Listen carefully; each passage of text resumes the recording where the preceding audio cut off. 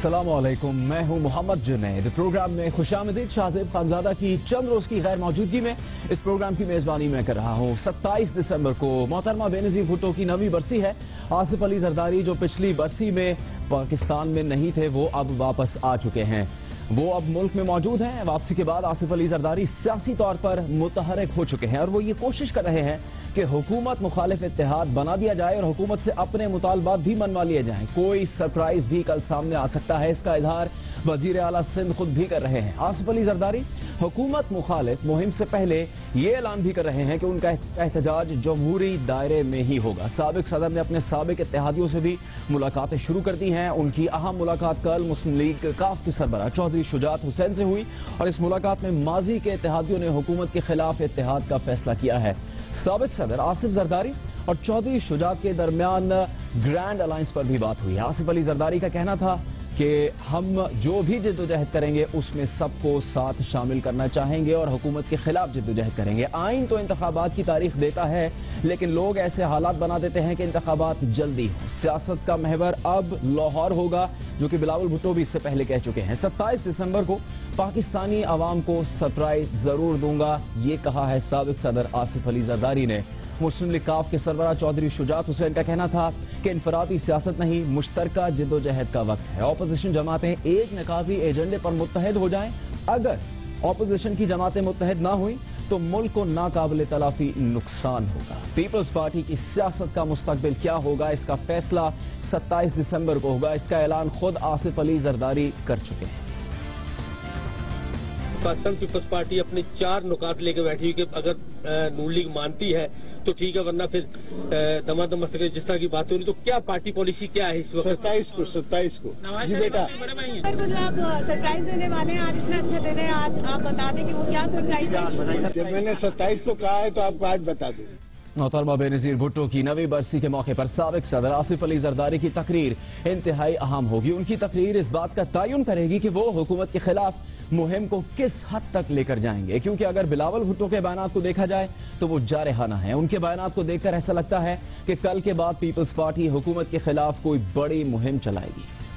मैं आज आपको बताना चाहता हूँ कि 27 दिसंबर को करी खुदा बख्श में मैं लॉन्ग मार्च का ऐलान करूंगा। 27 दिसंबर को क्या होगा? क्या होगा?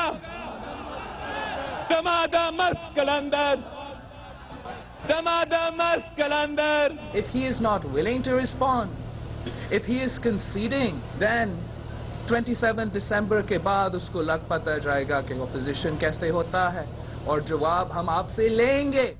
एक तरफ जारहाना मिजाज बिलावल भुट्टो है तो दूसरी तरफ मफाहमत के शहंशाह कहलाने वाले आसिफ अली जरदारी हैं। क्या कुछ होने वाला है? पीपल्स पार्टी क्या बड़ा ऐलान करने वाली है? इसी पर बात करेंगे पीपल्स पार्टी पंजाब के सदर कमर जमान कायरा साहब से। कमर जमान कायरा साहब, जरदारी साहब वतन वापस आ चुके हैं। उन्होंने कहा कि वो 27 दिसंबर को ऐलान की बातें तो हो ही रहे हैं, वो कह रहे हैं कि सरप्राइज जरूर देंगे। किसी और को पता है इस सरप्राइज का कि क्या सरप्राइज हो सकता है जरदारी साहब की तरफ से? अच्छा ये बताइए कि अगर मैंने आज आपको बता दिया कि सरप्राइज क्या, तो फिर कल क्या देंगे वो? कायर साहब, आपने हमारी बात का जवाब दे दिया, क्योंकि हम ये जानना चाह रहे थे कि जरदारी साहब के अलावा भी इल्म है किसी कोई सरप्राइज का, तो वो तो नहीं है। हम उन चीजों की तरफ आ जाते हैं जिनका इल्म आपको हो सकता है। बड़ा दिन तो है 27 दिसंबर का, क्या ऐलान हो सकता है? क्या हुकूमत मुखालिफ तहरीक के ऊपर ही फोकस है पीपल्स पार्टी का? सिर्फ हुकूमत के खिलाफ तहरीक ही है। हुकूमत के खिलाफ तहरीक मेजर एजेंडा है, कोई शक नहीं है।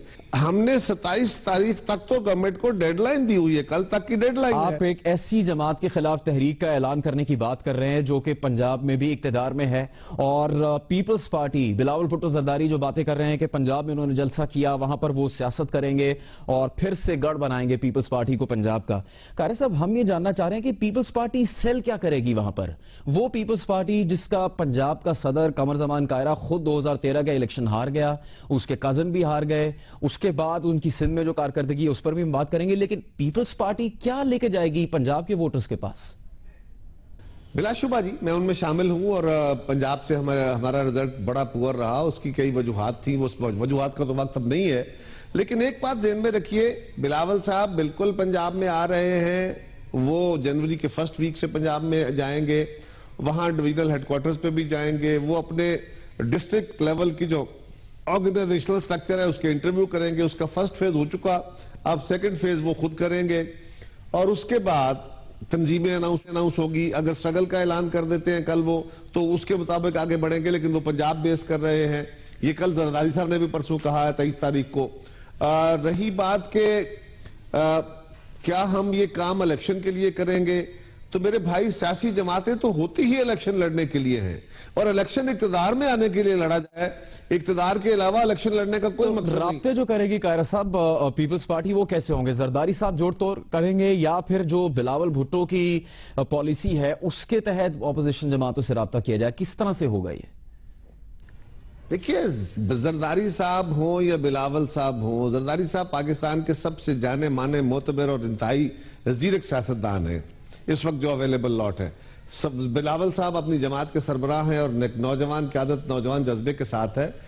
लेकिन अजीजम बात तो सिंपल है, जरदारी साहब हो या बिलावल साहब हो या मुझ जैसा कारकुन हो, सबने वो करना है जो पीपल्स पार्टी के मफाद में है। लेकिन कायरा साहब बदल ली गई सूरत हाल। पहले पीपल्स पार्टी के जो एतराज़ात थे आसिफ अली जरदारी के हवाले से, वो साबिक चीफ जस्टिस इफ्तिखार चौधरी से मुतालिक होते थे, वो नहीं है।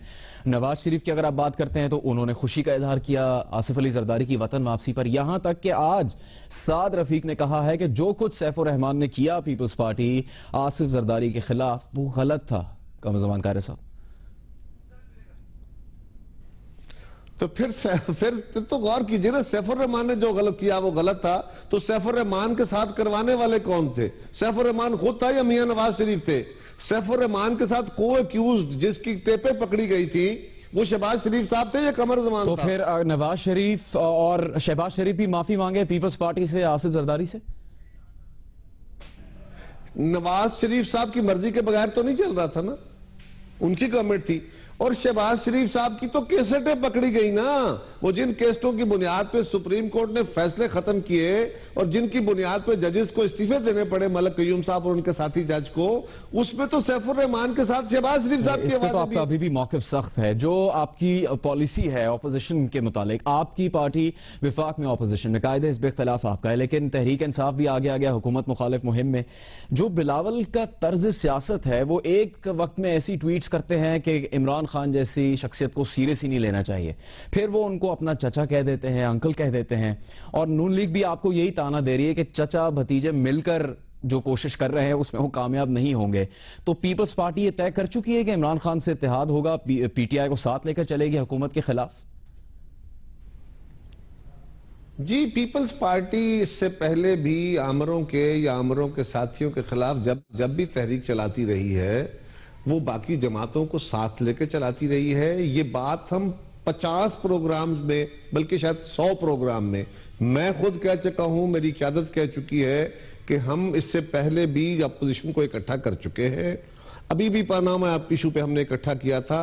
आइंदा भी अगर हम इस मोड में जाएंगे तो पीपल्स पार्टी हालात के तहत बाकी जमातों को साथ लेकर चले। कायर साहब, लेकिन वो कहते हैं ना कि याद माजी जो है वो अजाब बन जाती है।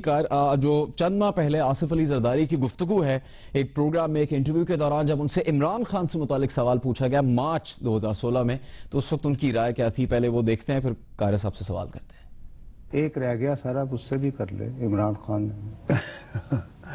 मतलब हाँ, हर पॉलिटिकल फोर्स के साथ काम किया है, इमरान खान के साथ नहीं किया अभी तक।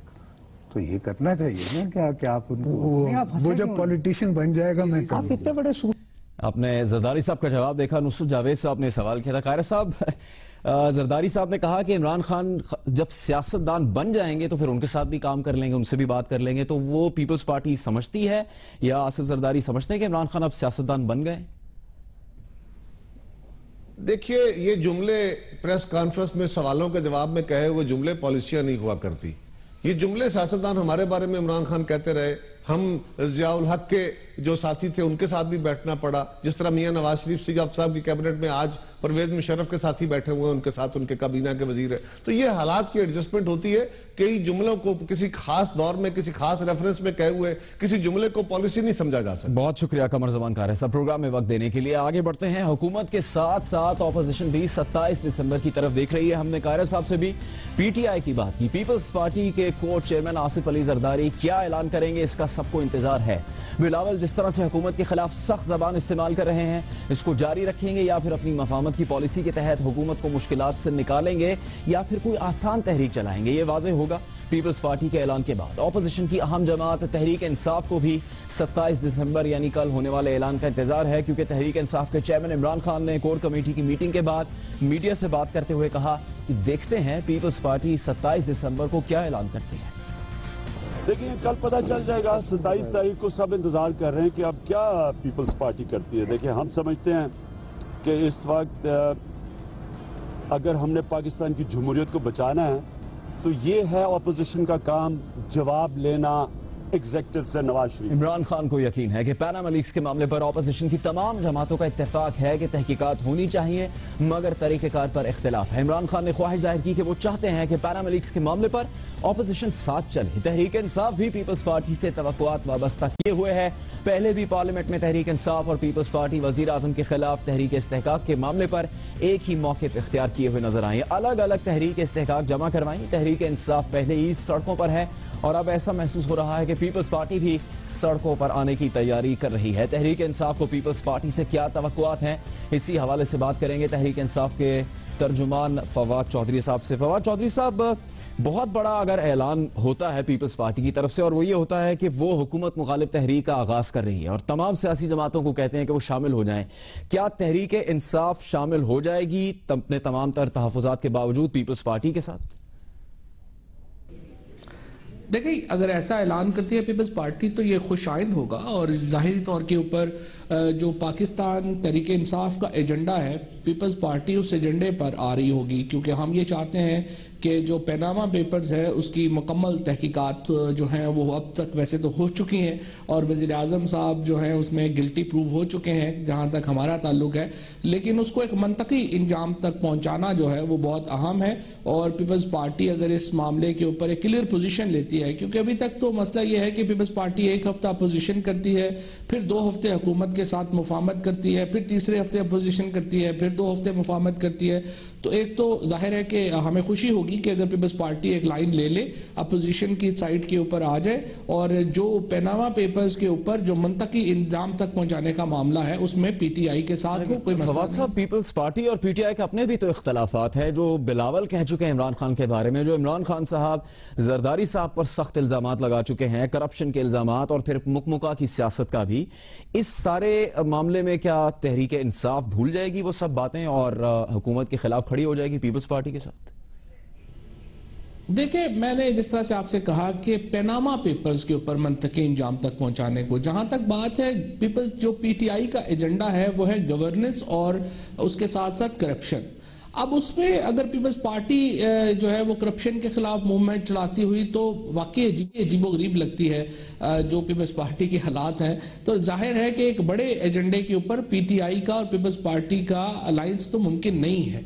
और जो उन्होंने कहा, जरदारी साहब कहते हैं जब सियासतदान बनेंगे इमरान खान तो उससे मतलब ये होता है कि जब वो कंप्रोमाइजेस कर सकेंगे, जिस तरह से जो रवायती हमारे यहाँ सियासत रही है या जिस तरह प्राइम मिनिस्टर नवाज शरीफ साहब का अदालती बयान है कि ये तो एक सियासी बयान है, इस टाइप की जो सियासत है या इस तरह का जो रवाज है पाकिस्तान में, उस तरह की अगर सियासत करनी है तो फिर इमरान खान घर पे भी बैठ जाएं, फिर सियासत करने का क्या फायदा, फिर पीटीआई की सियासत करने का क्या फायदा। ऐसी सियासत के लिए जो पीएमएलएन और पीपल्स पार्टी पहले से ही मौजूद है। चौधरी साहब, आपका बहुत बहुत शुक्रिया। पीपल्स पार्टी और तहरीक इंसाफ का मौकिफ आपने सुना, देखा और उनकी जानिब से भी कहा गया है कि उनका इंतजार जो है वो 27 दिसंबर के पीपल्स पार्टी के ऐलान की तरफ है। सियासी तज्ज़िया क्या सोच रहे हैं, पीपल्स पार्टी ने फैसला किया है और जो फैसला सामने आएगा उसके असरात सियासत पर क्या होंगे, सीनियर तज्ज़ियाकार सीनियर सहाफ़ी इम्तियाज़ आलम साहब से हम ये बात पूछेंगे। इम्तियाज़ साहब, सरप्राइज पे फोकस जा रहा है, जरदारी साहब ने कहा वो सरप्राइज जरूर देंगे, तो क्या बिलावल को इलेक्शन लड़ाने की बात ही जो हो रही है उसकी वो तस्दीक कर सकते हैं? आप उन शख्सियात में हैं जिनसे बिलावल ने लाहौर में मुलाकात भी की थी। पीपल्स पार्टी को बड़ा फैसला कर चुकी है हुकूमत के खिलाफ तहरीक का। नहीं, ये तो बात पहले ही आ गई है कि आज भी चीफ मिनिस्टर ने कहा है कि वो एक बाई इलेक्शन लड़ने जा रहे हैं और किस हल्के से लड़ना है ये फैसला उन्होंने करना है, इसमें कोई सरप्राइज नहीं है। अब जरदारी साहब के पास क्या सरप्राइज है, मैं जो अच्छी नहीं हूं, लेकिन गालिबन मुझे नजर आता है कि जो ओवरऑल पॉलिटिकल बात है वो ये कि कल पीपल्स पार्टी एक एजिटेशनल मोड में जा रही है और मकसद उनका अपनी जो पॉलिटिकल सपोर्ट बेस है उसे मोबिलाइज करना है और अपने आप को वजीर आज़म नवाज शरीफ का मुतबादिल बना के पेश करना है। इसमें उनका बड़ा कंपटीशन तहरीक इंसाफ से भी है और तहरीक इंसाफ को रद्द करते हुए इत्तेहाद की ऑफर को दो बार सोचना चाहिए, इसलिए कि तहरीक इंसाफ की भी जो मुसलसल जो उन्होंने कोशिशें की हुकूमत को गिराने की, नाकामी के बाद इमरान खान का ग्राफ नीचे आया है। शायद वो उतनी नशिस्तें भी न ले सके जितनी वो लास्ट इलेक्शन में ले चुके हैं। तो इसलिए पीपल्स पार्टी के लिए मसला है कि उसने इतनी बड़ी सपोर्ट बेस था उनका, उन्होंने लूज किया है। वो उसे बहाल कर सकते हैं लेकिन टाइम कम है, इसलिए जो कल जो ऐलान होगा वो काफी इनकलाबी नौयत का वो करेंगे, फुसफुसा ऐलान नहीं होगा और उसमें लगता ही है कि वो देंगे कि फिलहाल हम हुकूमत को एक टारगेट देने जा रहे हैं, एक डेडलाइन देने जा रहे हैं और उसके बाद हम फला तारीख से अपनी तहरीक का आगाज कर रहे हैं। इन हालात में पीपल्स पार्टी और तहरीक इंसाफ एक साथ चल सकते हैं? आसिफ जरदारी और इमरान खान एक साथ चल सकते हैं ऑपोजिशन में हुकूमत के खिलाफ? देखिए जरदारी साहब तो चाहेंगे, क्योंकि अब जो अगली तकसीम है मुल्क में वो पहले हुआ करती थी भुट्टो एंटी भुट्टो, अब ये होने जा रही है नवाज एंटी नवाज। और इमरान खान का भी मेन जो डायरेक्शन है या जोर जो है वो इसी पे है। अब जरदारी साहब अगर एक चैलेंजर के तौर पर सामने आना चाहते हैं तो उनकी कोशिश होगी कि अलायंस बने। वो उनकी मुराद सियासतदान बनने से ये है कि सियासत में ये होता है कि आप मुतहदाबाद बनाते हैं और मिलकर मुश्तरक मकसद हासिल करने के लिए प्लेटफॉर्म बनाते हैं, मिनिमम एजेंडाज बनाते हैं, जैसे कि इन्होंने किया टर्म्स ऑफ रेफरेंस पे किया।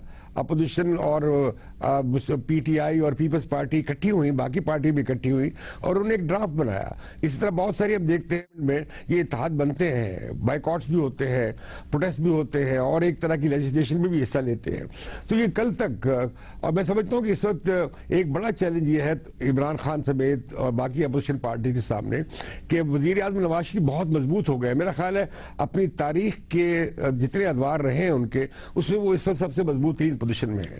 पंजाब की उनकी पोजीशन बहुत कंसोलिडेट और सॉलिड। बहुत बहुत शुक्रिया आपका। कुछ भी हो सकता है, जो भी ऐलान सामने आएगा उससे ये हालात पर मुनहसर है कि किस तरफ ये तहरीक जाती है। ऐसा भी हो सकता है कि पीपल्स पार्टी की तरफ से जो मफाहमती पॉलिसी है उसका आज आखिरी दिन हो और 27 दिसंबर को सियासी पॉलिसी बिल्कुल बदल जाए और पीपल्स पार्टी हुकूमत मुखालिफ तहरीक में फ्रंट लीड ले ले। लेकिन इसके अलावा सूरत हाल मुख्तलिफ भी हो सकती है। अभी एक ब्रेक लेंगे और ब्रेक के बाद बात करेंगे माजी में एहतसाब की, जो कि इंतकाम की बुनियाद पे था। अब भी एहतसाब हो रहा है, लेकिन क्या इंतकाम की बुनियाद पर ही हो रहा है या फिर मेरिट पर एहतसाब किया जा रहा है? और कुछ बयानात ऐसे आए हैं जिसने कई नए सवाल खड़े कर दिए हैं।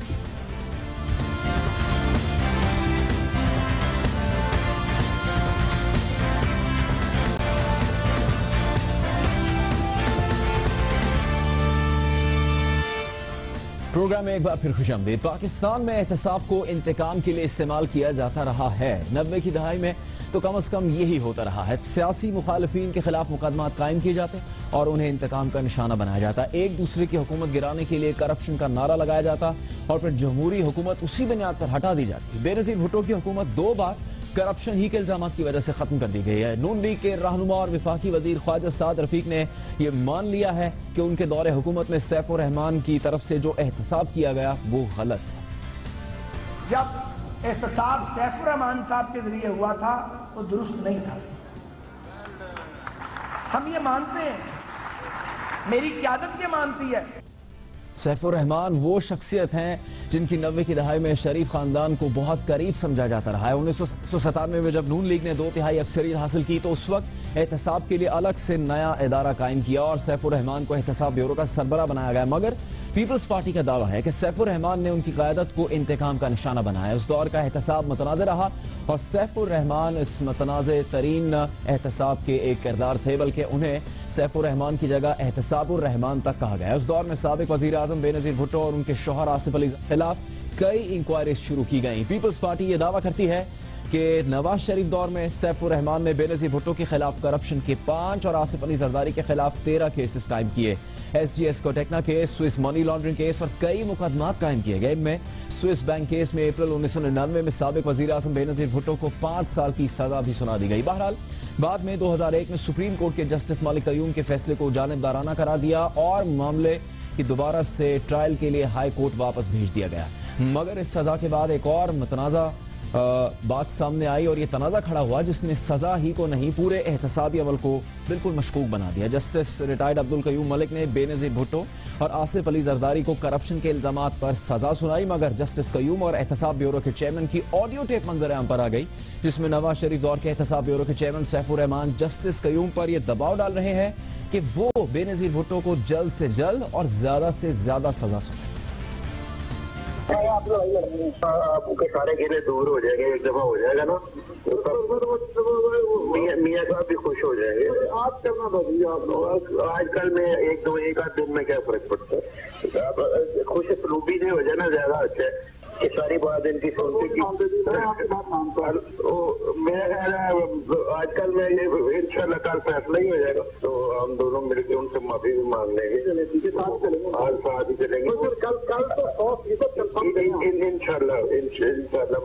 मुझे 99% यकीन है कि कल वो खत्म कर देगा। इस मुबैना टेप से मुतालिक बाद में साबिक वजीर दाखिला रहमान मलिक ने दावा किया कि उन्होंने मुकम्मल तहकीकात की हैं, ये ऑडियो टेप असली है। अहम बात यह है कि NRO के आने के बाद इसी जस्टिस रिटायर्ड मलिक कयूम ने बाद में बहैसियत अटॉर्नी जनरल स्विस हुकूमत को खत लिखकर कहा कि हुकूमत स्विस मुकदमात की पैरवी नहीं करेगी, जिसके बाद स्विस अदालतों में मुकदमात खत्म कर दिए गए। बहरहाल सैफुर रहमान पर न सिर्फ झूठे मुकदमात का इल्जाम लगता रहा है बल्कि उन पर मुखालिफिन पर तशद्दुद का इल्जाम भी लगा है। मई 1999 में साबिक वज़ीर आज़म बेनज़ीर भुट्टो के शौहर आसिफ अली जरदारी पर तशद्दुद का दावा किया गया। दौरान हिरासत उनकी जबान कट गई। पीपल्स पार्टी ने दावा किया कि साबिक वज़ीर आज़म के शौहर पर तशद्दुद किया गया है, जबकि पुलिस हुकाम ये दावा करते हैं कि आसिफ अली जरदारी ने खुदकुशी की कोशिश की। बहरहाल आसिफ जरदारी की दरख्वास्त पर मुकदमा पुलिस हुकाम के साथ साथ एहतसाब ब्यूरो के चेयरमैन सैफुर रहमान पर भी दर्ज किया गया। बाद में पीपल्स पार्टी ही के रहनुमा और साबिक सेनेटर फैसल रजा अब्दी ने दावा किया कि सेनेटर सैफुर रहमान ने आसिफ अली जरदारी से माफी मांगी। फैसल रजा अब्दी के दावे की तस्दीक प्रोग्राम के मेजबान हामिद मीर साहब ने भी की। हामिद भाई, आज आप चूंकि हम और आप काफी अरसे बाद मिले, आज मैं चाहूंगा कि आवाम को एक चीज में सुनवा दूं, और आप तो गवाएं, मैं भी था वहां पे, आप भी थे। क्या वो दिन याद है आपको जब सैफुर रहमान की मां ने आके पहले जरदारी साहब से रिक्वेस्ट की थी और फिर माफी मांगने को कहा था, और फिर सैफुर रहमान ने पांव पे बैठ के माफी मांगी थी कि नाजायज मुकदमे बनाए हमने? आप याद है आपको? ये बात दुरुस्त है। हाँ, आप इस चीज की करते ना इकरार? बस मैं यही सुनना चाहता था आज आपके। बाद में सेनेटर सैफुर रहमान ने माफी की तरदीद की और कहा कि माफी मांगने के दावे को वो मुस्तरद करते हैं। उन्होंने दावा किया कि उनके पास आसिफ अली जरदारी की करप्शन के सबूत थे। हामिद मीर साहब ने कहा कि हामिद मीर साहब के बिल्कुल सामने, आंखों के सामने आपने जरदारी साहब के पैरों में गिर के उनसे माफी मांगी थी। ये क्या वाकया था? डॉक्टर साहब, ये सरासर झूठ है, और ये एक दफा नहीं कई दफा हल्फिया बयान के तौर पे मैं कह चुका हूँ कि इन्होंने जिस वक्त हम जेल में थे उस वक्त इन्होंने ये स्टेटमेंट दी और विटनेस बना लिया हामिद मीर साहब को। अगर हमें कोई खौफ होता है, डर होता, तो हम इनसे माफी मांगते हैं। अगर हमें कोई खौफ है तो खुदा से माफी मांगते हैं। इनसे किस वजह से मैं इनसे माफी मांगता, क्यों इनसे इनके पैरों पे पड़ता? जो कुछ हमने काम किया वो सॉलिड एविडेंस की बेसिस पे था। 90 की दहाई में इंतकामी सियासत में सैफुर रहमान का नाम तनाज़े के साथ साथ सामने आता रहा, मुतनाज़ा रहा। ये दावे पीपल्स पार्टी की तरफ से तो किए जाते हैं, मगर अब नून लीग ने भी एतराफ़ कर लिया है, जो कि बहुत बड़ी बात है। सेनेटर सैफुर रहमान का एहतसाब गलत था। सैफुर रहमान के केसेस दुरुस्त थे या गलत? सैफुर रहमान ने गलती पर माफी मांगी या नहीं? इसी हवाले से बात करेंगे सीनियर सहाफ़ी और जियो न्यूज़ के प्रोग्राम कैपिटल टॉक के मेजबान हामिद मीर साहब से। हामिद मीर साहब, असल हकीकत क्या है? जिस तरह से फैसल रजा अब्दी ने आपके प्रोग्राम में कहा, कई बरस बाद ख्वाजा साद रफीक ने आज जब ये कहा कि सैफुर रहमान का एहतसाब गलत था, तो आप आज उस तकरीब में मौजूद थे जब साद रफीक ने गुफ्तगू की? जी जुनैद साहब, आज जब ख्वाजा साद रफीक साहब ने अलहमरा हाल लाहौर में अपने वालिद ख्वाजा रफीक साहब की बरसी के मौका पर खिताब करते हुए ये बात की, तो उन्होंने वाज़ेह अल्फाज में कहा, आपने वो क्लिप भी सुनवा दिया है, कि मुस्लिम लीग नून का जो पिछला दौर था उसमें जो सैफुर रहमान साहब के जरिए एहतसाब हुआ था वो दुरुस्त नहीं था। और साद रफीक साहब ने यह भी कहा है कि इसका एतराफ हमारी क़यादत भी करती है।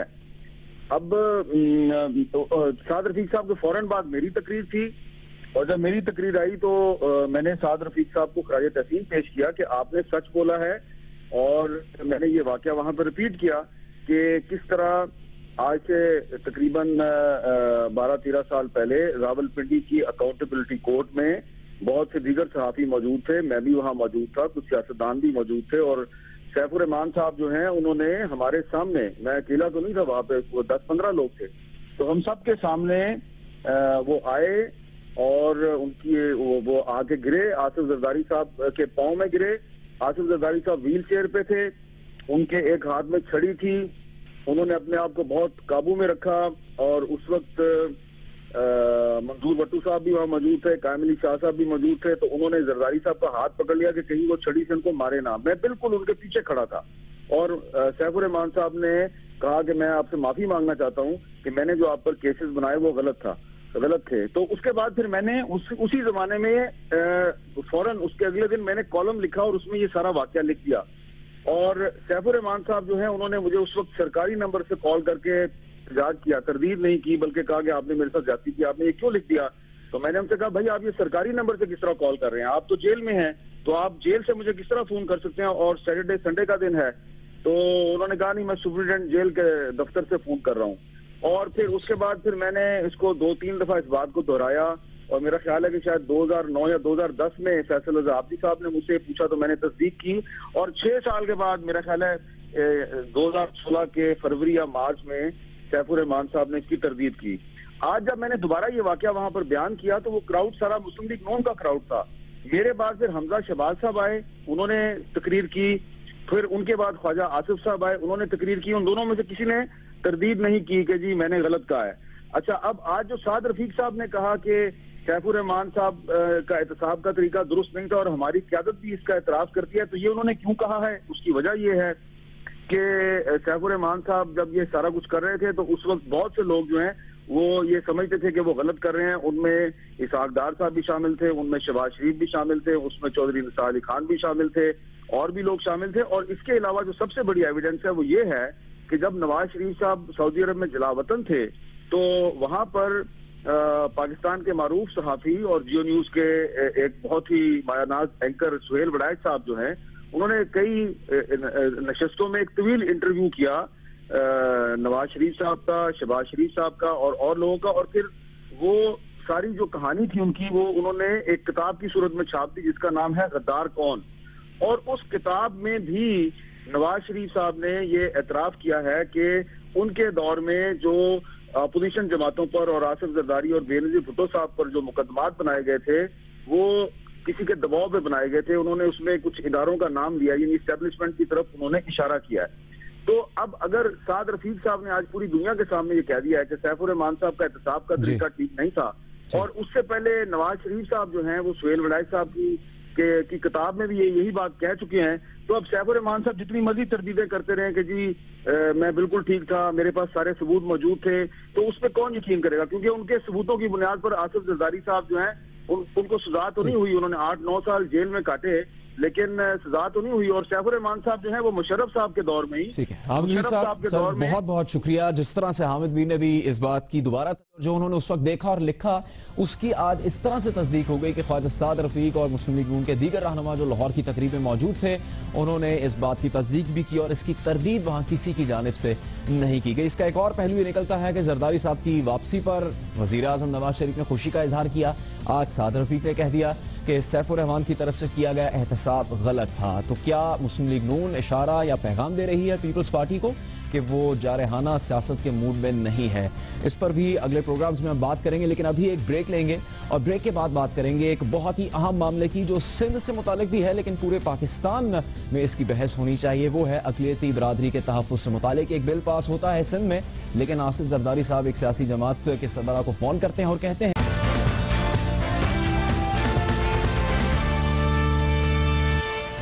प्रोग्राम में अभी बात अक़लियतों के तहफ़्फ़ुज़ और मजहब की जबरी तब्दीली के हवाले से कानून साजी की। अक़लियतों के तहफ़्फ़ुज़ के लिए सिंध असम्बली में 24 नवंबर को माइनॉरिटीज़ प्रोटेक्शन बिल 2015 मंजूर किया गया और बिल की मंजूरी के चंद दिनों बाद ही उसे वापस लेने के लिए पीपल्स पार्टी पीछे हटती नजर आ रही है। बिल को वापस लेने की यकीन दहानी भी करवा दी गई। जमात इस्लामी के तर्जुमान के मुताबिक 21 दिसंबर को पीपल्स पार्टी के शरीक चेयरमैन आसिफ जरदारी ने जमात इस्लामी के अमीर सिराजुल हक को फोन करके बिल वापस लेने की यकीन दहानी करवा दी। इस यकीन दहानी के बाद अक़लियती बरादरी अपने तहफ़्फ़ुज़ात और खदशात का इजहार कर रही है। मुस्लिम लीग नून के रुकने कौमी असम्बली और पाकिस्तान हिंदू काउंसिल के सदर डॉक्टर रमेश कुमार कहते हैं कि सिंध में हिंदू काफ़ी तादाद में रहते हैं और आए रोज़ जबरी मजहब की तब्दीली के वाक़यात में इजाफा हो रहा है। अगर ये फैसला इंतहा पसंद मजहबी जमातों के दबाव के तहत किया गया तो गैर मुस्लिमों में अदम तहफ़्फ़ुज़ का एहसास मजीद बढ़ेगा। बिल को मनसूख करने या वापस लेने से हिंदू लड़कियों के अगवा और मजहब की जबरी तब्दीली के वाक़यात में इजाफा होगा। डॉक्टर रमेश के मुताबिक साल में तकरीबन 200 के करीब हिंदुओं का मजहब जबरन तब्दील करवाया जाता है जिनका मजहब उनमें 99% निशाना कम उम्र लड़कियां बनती हैं। डॉक्टर रमेश कुमार का कहना है कि उन्हें वसी मुताले के बाद मजहब तब्दील करने पर कोई एतराज नहीं है मगर उन्हें जबरी मजहब तब्दील करवाने पर खदशात हैं। माइनॉरिटीज प्रोटेक्शन बिल 2015 में पेश किया गया। बिल 24 नवंबर 2016 को सिंध असम्बली में मंजूर किया गया लेकिन इस पर एतराजात सामने आने लगे। बिल के मुताबिक जबरी मजहब की तब्दीली और मावनत पर 3 से 5 साल कैद और जुर्माने की सजा हो सकती है। बिल के तहत जबरदस्ती मजहब तब्दील करवा के शादी करना जुर्म तस्वुर किया जाएगा। बिल के मुताबिक 18 बरस से कम उम्र लड़के और लड़की के मजहब को तब्दील करने पर पाबंदी होगी। ये वो बिल है जिसे अक़लियतों के तहफ़्फ़ुज़ के नाम पर लाया गया। अरकान असम्बली की अक्सरियत ने इसकी हिमायत की। अक़लियती बरादरी इस पर खुशी का इजहार कर रही थी। पीपल्स पार्टी के चेयरमैन बिलावल भुट्टो ने इसे एक अहम कामयाबी करार दिया लेकिन फिर क्या हुआ? फैसला किया और कुछ ही दिनों बाद ही वापस ले लिया। जमीयत उलमा पाकिस्तान, जमीयत उलमा इस्लाम, जमात इस्लामी, सुन्नी तहरीक, तंजीम इस्लामी और जमात उद दावा समेत तमाम मजहबी जमातों ने सिंध असम्बली के कानून पर शदीद नाराजगी का इजहार किया था। बिल की मुखालफत में कराची में जमात उद दावा के अमीर हाफिज मोहम्मद सईद की क़यादत में एक बड़ा इज्तिमा भी हुआ जिसमें यह मुतालबा किया गया कि बिल में तरमीम ना की जाए बल्कि फौरी तौर पर वापस लिया जाए। इस बिल पर सबसे बड़ा एतराज़ मजहब तब्दील करने वाले फर्द के लिए उम्र की हद मुकर्रर करने पर उठाया गया था। इन एतराज़ात के दबाव में आकर सिंध हुकूमत की जानिब से बिल पर दोबारा गौर करने के इशारे मिले और इसके बाद पीपल्स पार्टी ने बिल वापस लेने की यकीन दहानी भी करवा दी जो आला सतही राब्ता हुआ। क्या सिंध हुकूमत दबाव बर्दाश्त नहीं कर सकी? अगर पीपल्स पार्टी को बिल वापस ही लेना था तो उसे असम्बली में पेश क्यों किया, उसे मंजूर क्यों किया गया? आसिफ जरदारी की बिल वापस लेने की यकीन दहानी पर अक़लियती बरादरी के तहफ़्फ़ुज़ात क्या है, इसी पर बात करेंगे मुस्लिम लीग नून के अक़लियती रुकने कौमी असम्बली डॉक्टर रमेश कुमार जो कि पाकिस्तान हिंदू काउंसिल के सदर भी हैं। रमेश कुमार साहब, आपने कहा कि तहफ़्फ़ुज़ात बढ़ जाएंगे, इस वक्त तहफ़्फ़ुज़ात क्या है जो मौजूदा सूरत हाल है बिल के हवाले से? जुनैद, पहले तो शुक्रिया कि आपने इस इम्पॉर्टेंट टॉपिक को आज अपने प्रोग्राम का हिस्सा बनाया। पीपल्स पार्टी ने और सारी पॉलिटिकल पार्टीज वहां पे जो मौजूद थी यूनानिमसली, क्योंकि असेंबली के अंदर वो बंदे बैठे हुए हैं जो कौम को रिप्रेजेंट करते हैं, सारी सिंध को रिप्रेजेंट करते हैं, उन्होंने यूनानिमसली एक महसूस किया और वो भी 4 मरतबा स्टैंडिंग कमेटी के अंदर डिस्कस हुआ है जहां पे सारी पॉलिटिकल पार्टीज के नुमाइंदे थे। वो बिल डिस्कस होता है, वो बिल हो जाता है, एक खुशी की लहर आ जाती है कि सिंध के अंदर जहां पे हर साल 150-200 बच्चियां, बच्चे नहीं, बच्चा कोई शायद कोई एक जो हो जाए, मगर बच्चियां जो है जिस तरीके से कन्वर्ट हो रही थी, फोर्सफुली कन्वर्ट हो रही थी और जिसको एक जो है वो रुकावट एक बन गई, अब ये चीज नहीं होगी, फोर्सफुली नहीं होगा और जो यहां से माइग्रेशन हो रही थी अब इसकी सिक्योरिटी की वजह से हिंदू कम्युनिटी की, क्रिश्चियन कम्युनिटी की, वो सारी इससे रुक जाएगी। एक अच्छी चीज हुई, हमने पीपल्स पार्टी की गवर्नमेंट से, चाहे मैं पीएमए लैंड से ताल्लुक रखता हूं, as a patron Pakistan Hindu council मैंने उनका शुक्रिया अदा किया, उनकी ट्रेवल पे जाके उनका शुक्रिया अदा किया कि आपने बहुत अच्छा काम किया। इवन इंटरनेशनल मीडिया के ऊपर, लोकल मीडिया के ऊपर मैंने ये बातें की कि पीपल्स पार्टी ने एक लिबरल होने का ये सबूत दिया, मगर आज उस चीज में इतना मुझे दुख हुआ। असेंबली ने काम किया, अच्छा काम हुआ, मुझे रेस्पेक्ट है आसिफ साहब के भी लिए, अगर आसिफ साहब ने बात करके और कहा कि हम बिल जो है वो वापस लेते हैं। मेरे साथ परसों एक प्रोग्राम है, शेला रदा ने कहा हम अगर ये बिल इसी तरह रखा जाता है और जो 18 साल वाली शिक है उसको निकाल दिया जाए तो काबिल कबूल होगा ये बिल तब भी क्या? चीज ही है ना, असल में जो प्रॉब्लम है, देखिए 18 साल से बड़ा लाजमी है वो ड्राइविंग लाइसेंस भी ले लेता है, एनआईसी कार्ड भी बना सकता है, ठीक, तो 18 साल से वो अपनी फ्री विल के साथ डिसीजन कर सकता है, वो तो कोर्ट के ऊपर है, वो जैसे भी करे। मगर जो 18 साल से कम उम्र बच्चा है, जिसको किडनैप करके, जिसकी मैच्योरिटी नहीं है, जिसको हम वोट देने का हक नहीं देते हैं, जिसको ड्राइविंग करने का हक नहीं देते हैं, उसको आप कहते हैं कि आपको माँ बाप छोड़ने का हक हम दे देते हैं। माँ बाप की विदाउट कंसेंट से, माँ बाप के बगैर मलेशिया जैसे मुल्कों में भी नहीं होता है। मैं दूसरे मुल्कों का आप निशान है ना, दुबई पढ़ा है, इंडोनेशिया पढ़ा है, इंडिया में आज पाकिस्तान से ज्यादा मुसलमान बसते हैं, वहां पे भी कन्वर्जन हो रही है। मैं उस चीज में बिल्कुल पाबंद नहीं करूंगा कि अगर कोई बंदा, कोई बंदी, कोई लड़की, कोई लड़का अगर रिलीजन से मुतमिन होके खुदा की राह में जाता है, मुझे इस चीज के ऊपर नहीं है। मगर आप किसी बच्चे को जबरदस्ती उठा के आप कहोगे आपके लिए जन्नत है, आपको ऐसी चीजें कहने भी नहीं चाहिए। मैं चाहता हूं कि इसके ऊपर पीपुल्स पार्टी जितनी तंजीमें जो इनको प्रेशर डाल रही है, एक एपीसी बुलाए। मैं कहता हूं मुझे मेरे मालिक के ऊपर भरोसा है। मैं जो लोग आज इसके ऊपर एतराज करें ना, मेरी विल है खुदा के सामने, मैं उन लोगों को मुतमिन करूंगा कि ये कैसे जो रवि साहब, हैरत तो हमें भी, एक तरफ बिलावल जो है वो माइनॉरिटीज की बात करते हैं, मजहबी आज़ादी की और आज़ाद और रोशन ख्याली की बात करते हैं, तो दूसरी तरफ उन्हीं की पार्टी की तरफ से कह दिया गया कि वो बिल वापस ले लेंगे। आपकी बात हुई इन दोनों में से किसी शख्सियत से, आसिफ जरदारी साहब से या बिलावल भुट्टो से, कि वो बातचीत कर लेते हैं उन सियासी मजहबी जमातों से, उन्हें भी तहफ़्फ़ुज़ात बताते हैं हिंदू बिरादरी और दीगर मजहब से ताल्लुक रखने वाले लोगों की?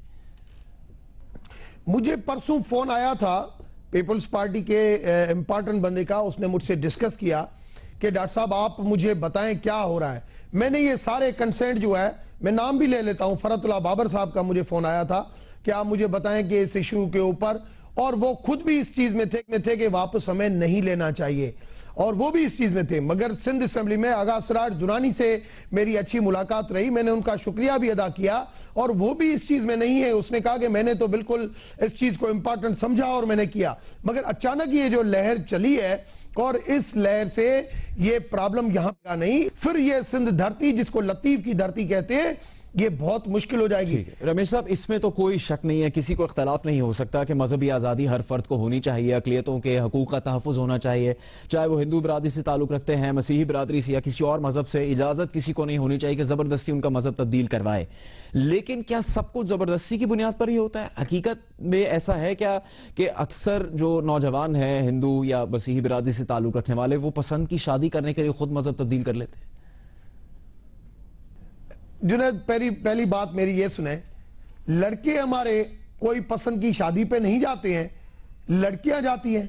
14-15 साल की मैं कोर्ट में जाता हूं, उस माँ से पूछो, उस बाप से पूछो, सारे वो लोग कोर्ट में जिस तरीके से आते हैं, खुदा गवाह है, इतना खौफ होता है, हम जैसे बंदू को भी खौफ होता है। उधर जो लोग, जो माँ बाप आते हैं, उनको जब एक ऐसी आंख दिखाते हैं, वो माँ बाप अपनी इज्जत की खातर, दूसरे बच्चों की खातर, अपनी सेफ्टी की खातर वो जमीन छोड़ के, क्यों 5000 माइग्रेशन हो रही है हर साल?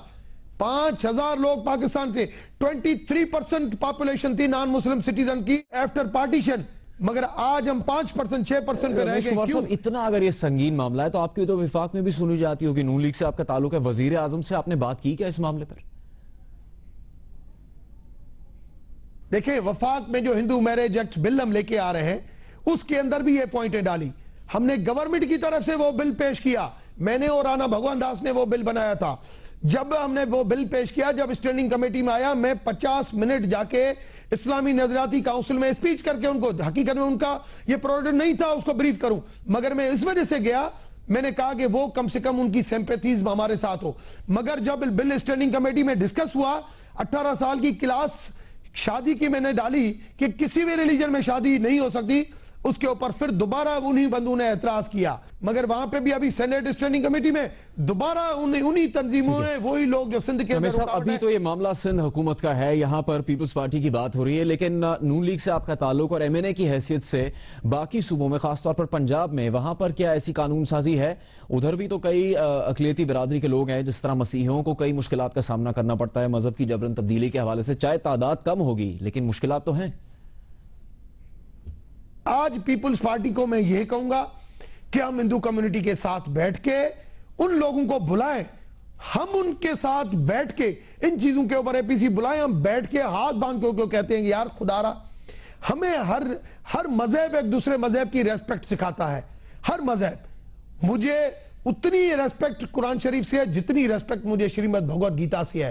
मैं समझता हूं उतनी रेस्पेक्ट जो इस्लाम को मानने वाले हैं उनको भी हर मजहब से वो होनी चाहिए, उतनी बाइबल से होनी चाहिए, क्योंकि हर मजहब दूसरे मजहब। तो हम क्यों नहीं दूसरे के बेसिक राइट, आज मैं अपनी बच्ची की शादी 18 साल में कराऊं या 19 साल में कराऊं, मैं कहता हूं 18 साल से पहले मैं उसको, मुझे बताएं कि उसके ऊपर अगर वो चीजें आप लगाएं कि शरीयत ये कहती है, ये क्या कानून कोई कहता है किसी मुल्क इंटरनेशनल में? कभी ऐसा हुआ है? हम किस दुनिया में रहते हैं? हम पहले ही आइसोलेशन में हैं, दोबारा हम आइसोलेशन में जा रहे हैं। हमें इस आइसोलेशन से बचने के लिए ये आज मौका है, इस मौके के ऊपर हमें ऐसी एपीसी बुलानी चाहिए जिस एपीसी में उनको बिठाएं। रमेश कुमार साहब, बहुत बहुत शुक्रिया प्रोग्राम में आपके वक्त के लिए। कोई भी मुसलमान इस पर इत्तेफाक नहीं करेगा कि किसी का जबरन मजहब तब्दील करवा दिया जाए। जो अकलीती बरादरी के नुमाइंदे हैं वो मुतमईन थे कि माइनॉरिटीज प्रोटेक्शन बिल मंजूर किया गया, लेकिन इसकी वापसी या फिर इसमें तब्दीली पर अब उनके तहफुजात हैं, जिनको पीपल्स पार्टी को, बिलावल भुट्टो जरदारी को, आसिफ जरदारी को सुनना चाहिए और फिर उन दीनी जमातों के जिनकी जानिब से एतराज़ किया जा रहा है उनसे भी बात करनी चाहिए कि दोनों तरफ के तहफुजात को दूर किया जा सके। प्रोग्राम का यहीं पर इख्तिताम होता है, हमें इजाज़त दीजिए, कल आपसे फिर मुलाकात होगी। अल्लाह।